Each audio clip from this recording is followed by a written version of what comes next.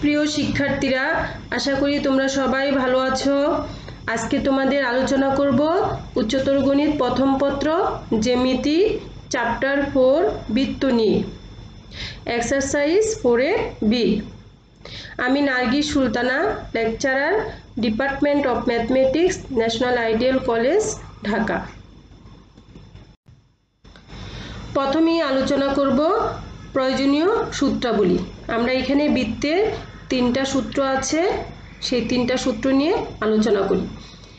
বৃত্তের কেন্দ্র 0 0 এবং ব্যাসার্ধ a হলে বৃত্তের সমীকরণ হলো x² + y² = a²। বৃত্তের কেন্দ্র SK এবং ব্যাসার্ধ a হলে বৃত্তের সমীকরণ হবে x - h² + y - k² = a²। বৃত্তের সাধারণ সমীকরণ x² + y² + 2gx + 2fy + c = 0। বৃত্তের সাধারণ সমীকরণের কেন্দ্রের স্থানাঙ্ক হলো -g - f এবং ব্যাসার্ধ হলো √g² + f² - c।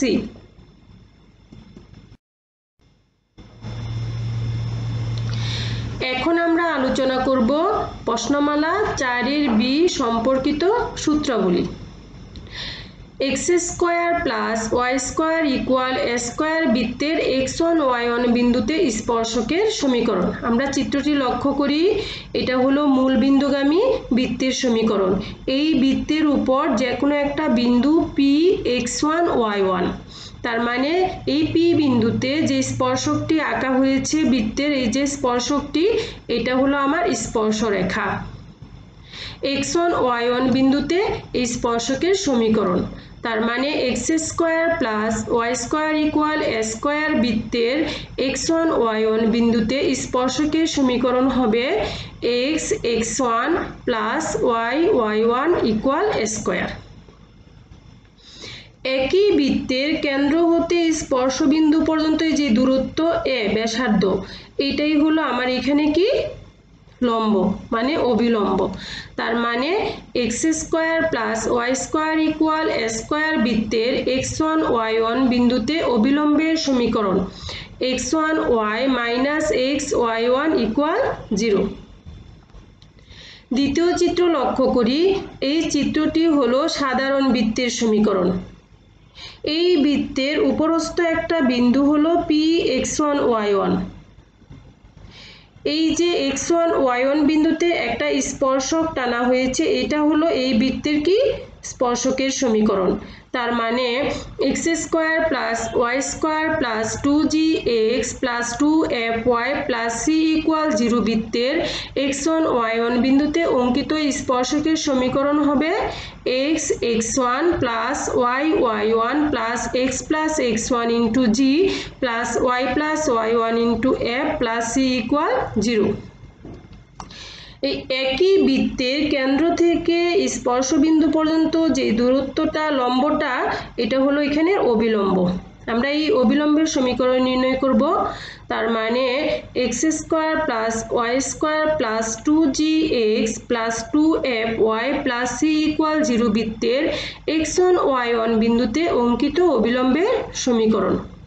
সমীকরণটি হলো x1 + g * y - y1 + f * x + f x1 - g y1 = 0।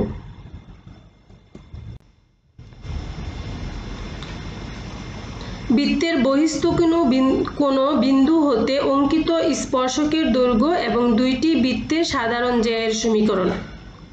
চিত্র লক্ষ্য করি, মূল বিন্দুগামী বৃত্তের সমীকরণ, বহিস্থ একটা বিন্দু হলো x1 y1। তাহলে এই বহিস্থ বিন্দু হতে বৃত্তের স্পর্শক t, এখানে t1 আর এটা হলো t। তাহলে p বিন্দু হতে এই pt1 আর pt হলো কি স্পর্শক। আমরা এখানে স্পর্শকের দৈর্ঘ্য নির্ণয় করব। তার মানে x1 y1 বহিস্থ বিন্দু হতে x² + y² = a² বৃত্তে অঙ্কিত স্পর্শকের দৈর্ঘ্য হলো √x1² + y1² - a²। এখন অপর চিত্রটি লক্ষ্য করলে বহিস্থ বিন্দু হলো পি x1 y1, স্পর্শ বিন্দু হলো টি, তাহলে পিটি হলো বৃত্তের কি স্পর্শক। আমরা এই বৃত্তের স্পর্শকের দৈর্ঘ্য নির্ণয় করব।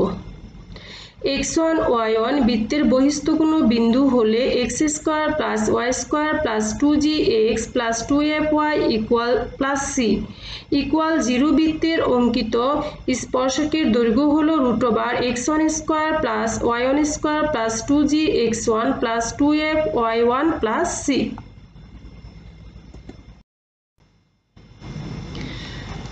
y সমান mx প্লাস c একটি সরল রেখা x square plus y square equal r square বৃত্তকে স্পর্শ করবে যদি, তার মানে একটি সরল রেখা বৃত্তকে স্পর্শ করবে যদি c equal plus minus r into √1 plus m square. এখানে c হলো সরল রেখার এই যে ধ্রুবক c, আর হলো বৃত্তের কি ব্যাসার্ধ, √1 প্লাস m হলো এখানে x এর সহগ, তার মানে √1 প্লাস x এর সহগ whole square 1 plus m square.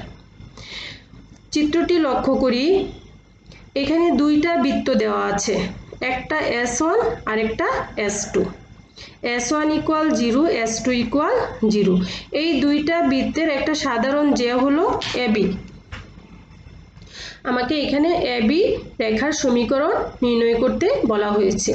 তার মানে x square plus y square plus 2g1x 2f1y plus c1 equal 0 এবং x square plus y square plus 2g2x plus 2f2y plus c2 equal 0।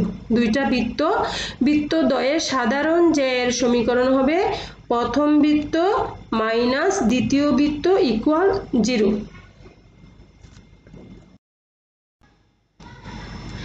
এখন আলোচনা করব প্রশ্নমালা 4-এর বি সম্পর্কে গাণিতিক সমস্যার সমাধান নিয়ে। 1-এর C number question, x square plus y square minus 4x minus 6y plus c equal 0 বৃত্তটি x অক্ষকে স্পর্শ করবে এবং এই স্পর্শ করলে c এর মান আর স্পর্শবিন্দুর স্থানাঙ্ক নির্ণয় করতে বলা হয়েছে। আমরা সমীকরণটিকে ধরে নিলাম ইকুয়েশন নাম্বার 1। এখানে x এর সহগ হবে 2g, সাধারণ বৃত্তের অনুযায়ী আমরা বলবো এখানে 2g সমান -4, y এর সহগ হলো 2f ইকুয়াল -6 আর c টাকে ধরে নিলাম কি c1। 2g সমান -4 হলে g সমান -2, 2f সমান -6 হলে f সমান -3। তাহলে কেন্দ্রের স্থানাঙ্ক আমরা জানি -g -f, -g মানে কি 2g ইকুয়াল -2, তাহলে -g কত 2, f সমান -3 হলে -f হবে 3, তাহলে কেন্দ্রের স্থানাঙ্ক পেয়ে গেলাম আমরা 2 3। ব্যাসার্ধ সূত্র অনুযায়ী আমরা জানি √g², g এর মান -2 হোল স্কয়ার, f এর মান -3 হোল স্কয়ার আর c আছে। তার মানে -2 হোল স্কয়ার হলো 4, -3 হোল স্কয়ার 9 - c, ক্যালকুলেশন করলে পাবো √13 - c ব্যাসার্ধ। এখন কোশ্চেনে আমাকে বলা হয়েছে বৃত্তটা x অক্ষকে স্পর্শ করে। আমরা একটু চিত্র লক্ষ্য করি, কেন্দ্র আমরা আগেই বের করে রেখেছি 2 3, এই কেন্দ্রের ভুজ কত আমার 2 আর কোটি কত আমার 3। এখান থেকে যদি লক্ষ্য করি আমরা এই কোটিটা কি ব্যাসার্ধ এইখানে, তার মানে x অক্ষকে স্পর্শ করলে আমার ব্যাসার্ধ সমান হবে কেন্দ্রের কি কোটি। এখানে সেটাই বলা হয়েছে বৃত্তটি x অক্ষকে স্পর্শ করে, অতএব কেন্দ্রে y এর স্থানাঙ্ক কি হবে ব্যাসার্ধের সমান হবে। তার মানে এইটা একটা ব্যাসার্ধ আর কেন্দ্রের কি কোটি আরেকটি ব্যাসার্ধ, তাহলে দুইটা ব্যাসার্ধ কি এখানে সমান। বর্গ করলাম 13 - c সমান 3 স্কয়ার, তাহলে 13 - c ইকুয়াল 9। তার মানে 13 - 9 ইকুয়াল c, 9টাকে বাম পাশে নিয়ে আসলাম, ক্যালকুলেট করলে হবে 4 ইকুয়াল c, অতএব c সমান 4। আমরা c এর মান বের করে ফেলেছি। এখন আমাকে স্পর্শবিন্দুর স্থানাঙ্ক বের করতে বলছে। আমরা ধরে নিই যেহেতু x অক্ষকে স্পর্শ করে y এর স্থানাঙ্ক ইকুয়াল 0। চিত্রটি লক্ষ্য করি, যেহেতু x অক্ষকে স্পর্শ করে এখানে, তাহলে কোটি কি হবে 0, তার মানে y ইকুয়াল কি হবে 0। এইখান থেকেও বলা যাচ্ছে চিত্র থেকে স্পর্শবিন্দু হলো 2 0। আমরা ক্যালকুলেশন করে এখানে দেখাবো।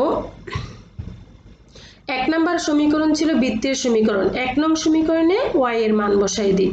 সমীকরণ ছিল x square plus y square, y এর মান কি এখানে 0, minus 4x minus 6y, y সমান কত 0, প্লাস 4 ইকুয়াল 0। তাহলে আমরা পেয়ে গেলাম x square minus 4x plus 4 equal 0। এটাকে আমরা সূত্র ফেলতে পারি x minus 2 whole square equal 0। তার মানে কি পেলাম x minus 2 equal 0, x equal 2। তাহলে স্পর্শবিন্দু আমরা ক্যালকুলেশন করেও দেখাতে পারলাম যে 2 0।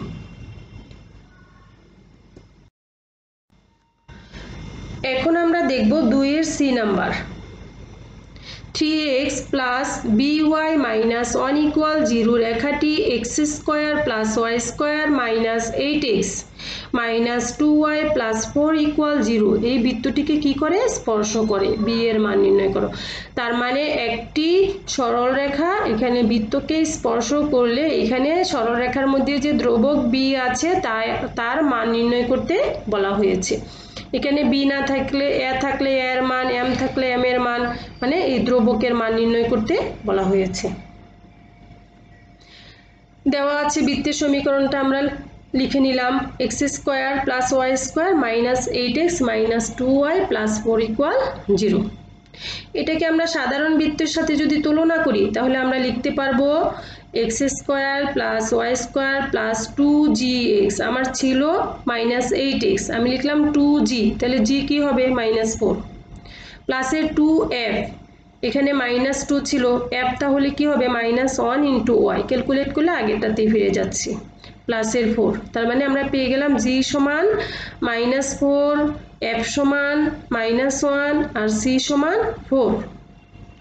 এখান থেকে কেন্দ্র আমরা কি বলতে পারবো, কেন্দ্র হলো মাইনাস জি, তাহলে জি সমান মাইনাস 4 হলে এখানে কেন্দ্র মাইনাস জি কত হবে 4, কেন্দ্রের বুজ। আর এখানে এফ সমান মাইনাস 1, তাহলে মাইনাস এফ সমান কি হবে 1, কেন্দ্রের কোটি। আর ব্যাসার্ধ কি হবে root over g square, g এর মান minus 4 whole square, f square, f এর মান মাইনাস 1 হোল স্কয়ার, আর মাইনাস সি, সি এর মান 4। এখানে ক্যালকুলেট করলে আমরা পাবো রুট ওভার কত 13, 16 আর 1 17, 17 থেকে 4 চলে গেলে আমরা পাবো রুট ওভার 13। এখন আমরা জানি, সূত্র জানি, বৃত্তের কেন্দ্র হতে রেখার লম্ব দূরত্ব সমান ব্যাসার্ধ। তোমাদেরকে সূত্র আগে বলেছি। তার মানে কেন্দ্র হলো 4 1 আর একটা রেখা দেওয়া ছিল আমার, এই রেখার লম্ব দূরত্ব সমান আমরা কি পেয়ে যাব ব্যাসার্ধ। লম্ব দূরত্বের সূত্র কি, এখানে কেন্দ্রের বুজ হবে x এর জায়গায়, কোটি হবে y এর জায়গায়, তাহলে 3 ইন্টু 4 প্লাস b ইন্টু 1 আর এখানে মাইনাস 1 ডিভাইডেড বাই হবে x এর সহগ হলো 3, 3 স্কয়ার, y এর সহগ হলো b, b স্কয়ার। ক্যালকুলেশন করলে 12 plus b minus 1, 9 plus B square, 12 থেকে 1 চলে গেলে 11 প্লাস বি, নিচে হবে root over 9 plus B square. রেখাটি যেহেতু প্রদত্ত বৃত্তকে স্পর্শ করে, কেন্দ্র থেকে রেখার দূরত্ব ব্যাসার্ধের কি হবে সমান হবে। তার মানে এইটা একটা ব্যাসার্ধ, এখানে আরেকটা ব্যাসার্ধ, এই দুইটা ব্যাসার্ধ কি হয়ে যাবে সমান হয়ে যাবে। তার মানে আমরা লিখতে পারবো পরম মান 11 plus B by root over 9 plus B square. এখানে পরম মান দেওয়া হয়েছে কারণ হলো ব্যাসার্ধ কি হবে না ঋণাত্মক হবে না, ইকুয়াল হলো রুট ওভার 13। আমরা বর্গ করি, বর্গ করলে রুট ওভার উঠে যাবে, আর 13 রুট ওভার 13 যেটা সেখানেও রুট ওভার উঠে যাবে। এখন আমরা আড়াআড়ি গুণ করি, গুণ করলে 11 plus B whole square equal 13 into 9 plus B square. এটাকে আমরা সূত্র ফেলি, 11 হোল স্কয়ার মানে 121 প্লাস 11 দোকানে 22 বি প্লাস বি স্কয়ার। এখানে ক্যালকুলেট করলে 13 মাইনাস 9 ইন্টু 117 আর 13 বি স্কয়ার। আমরা সম্পূর্ণটাকে ক্যালকুলেট করে বাম পাশে নিয়ে যাব, 13 বি স্কয়ার থেকে বি স্কয়ার চলে গেলে 12 বি স্কয়ার, 22 এর বি পাশে আনলে মাইনাস হয়ে যাবে। আর এখানে ছিল 117 আর এখানে 121 আবার থাকবে -4। 2 দিয়ে ভাগ করলে 6b² - 11b - 2 = 0। এটাকে মিডল টার্ম করব, মিডল টার্ম করলে 6b² - 12b + b - 2 = 0। 6b common নিলে b - 2, 1 কমন নিলে b - 2, এইখান থেকে b - 2 কমন গেলে 6b + 1। এখান থেকে ক্যালকুলেট করলে আমরা পাবো b = 2 আর b সমান হলো -1/6। আমার b এর মান নির্ণয় করতে বলা হয়েছে, তাহলে b এর মান আমরা কি পেয়ে গেলাম 2 - 1/6। 4 এর a number x² + y² + 4x - 8y + 2 = 0 বৃত্তের স্পর্শক অক্ষদ্বয় থেকে একই চিহ্ন বিশিষ্ট সমমানের অংশ ছেদ করে স্পর্শকের সমীকরণ নির্ণয় করো। কোশ্চেনটা থেকে আমরা কি বুঝতে পারলাম, এই বৃত্তের স্পর্শক হবে কি আমার অক্ষদ্বয় হতে একই চিহ্ন বিশিষ্ট সমমানের অংশ ছেদ করে এইরূপ সরলরেখা। তাহলে আমরা অক্ষদ্বয় হতে একই চিহ্ন বিশিষ্ট সমমানের অংশ ছেদ করে এই সূত্র আমরা জানি। আমার সেই স্পর্শকের কি নির্ণয় করতে বলা হয়েছে, সমীকরণ। বৃত্তের যে সমীকরণটা আছে সেটাকে ইকুয়েশন নাম্বার দিলাম 1। আগের মতো এখানে x এর সহগ হলো 2g, তাহলে 2g = 4, তাহলে g = 2। y এর সহগ হলো 2f, তাহলে y এর সহগ হলো -8, তাহলে 2f = -8 আর c হলো এখানে 2। 2f = -8 হলে f সমান কত -4 আর g সমান কত হবে এখানে 2। তাহলে কেন্দ্রের স্থানাঙ্ক পেয়ে গেলাম আমরা। কেন্দ্রের স্থানাঙ্ক হলো আমার -g - f, তাহলে g এর মান হলো কত আমার 2, তাহলে কেন্দ্র হবে এখানে কি -2 আর f এর মান হলো -4, তাহলে f হবে 4, তাহলে কেন্দ্র পেয়ে গেলাম -2 4। এখন আমরা বের করব ব্যাসার্ধ। ব্যাসার্ধ r = √g² + f² - c। সূত্র আমরা জানি, g এর মান হলো 2² f এর মান হলো -4² আর c এর মান হলো 2। 4 + 16 - 2, 20 - 2 18, 18 কে বর্গমূল করলে আমরা পাবো 3√2।